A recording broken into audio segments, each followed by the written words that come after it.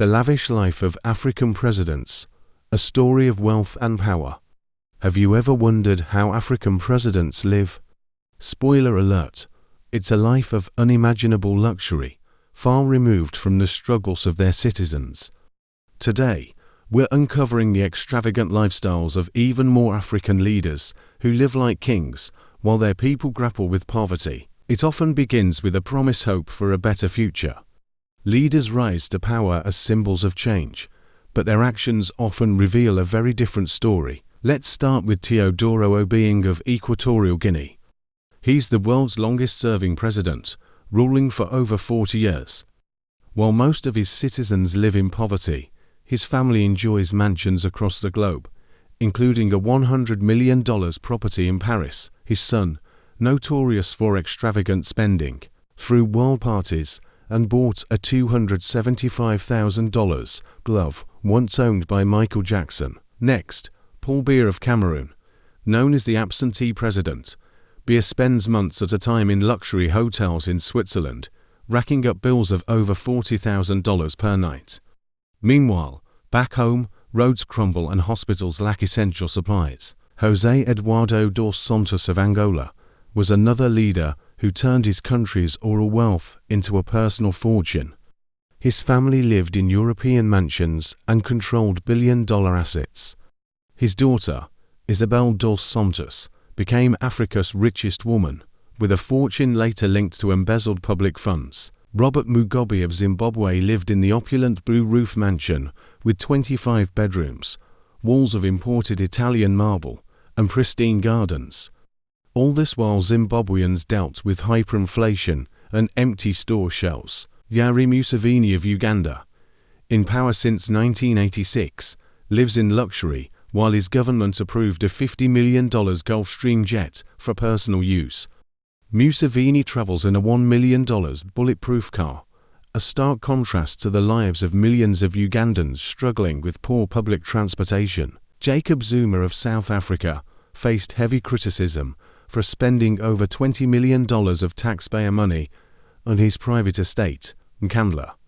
The upgrades included a swimming pool, helipad, an amphitheatre, which Zuma claimed were security features.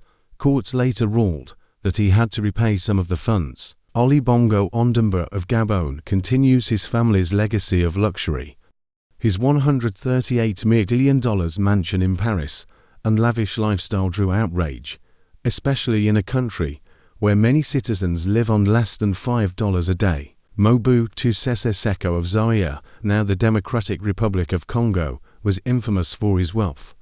His Versailles of the Jungle Palace had gold-plated decorations and air-conditioned rooms deep in the rainforest.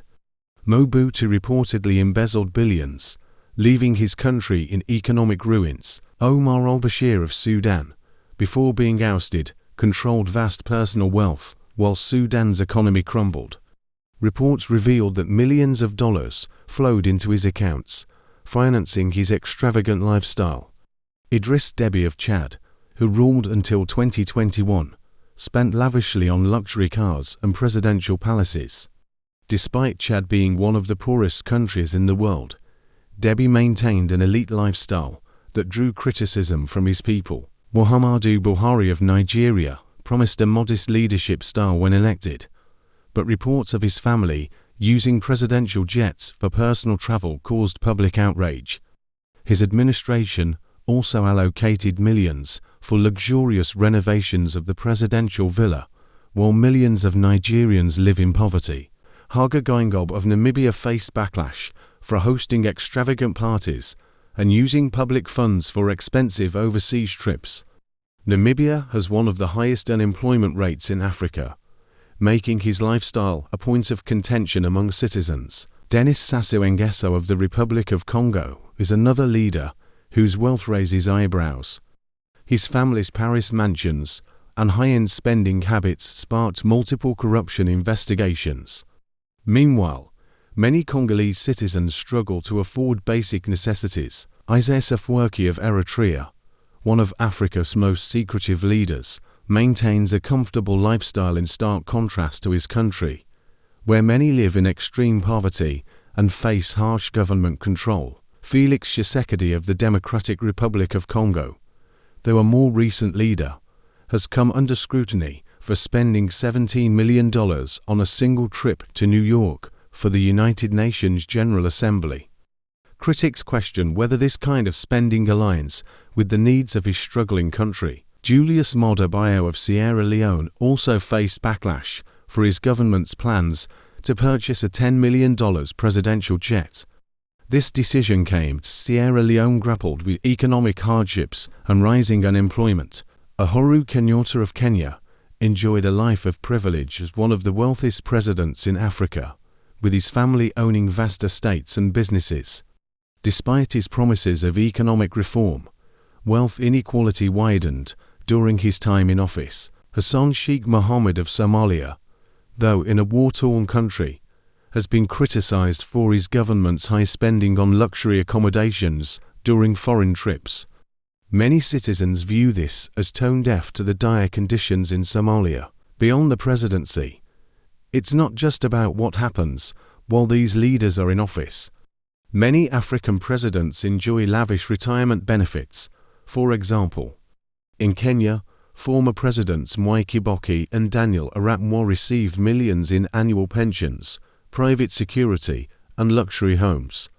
In South Africa, ex-presidents like Thabo Mbeki and Kgalema Motlanthe receive lifelong benefits, including state-funded vehicles and housing. The growing backlash across Africa, people are demanding accountability. From Zimbabwe's protests against corruption to Nigeria's #EndSARS movement, citizens are calling for leaders who put the people first. But what do you think? Should African leaders scale back on their spending? Or is this just the reality of modern leadership? Let us know in the comments. And don't forget to like and subscribe for more stories like this. And don't go anywhere, our next video will dive into how ordinary Africans are using technology and grassroots activism to hold their leaders accountable. Stay tuned.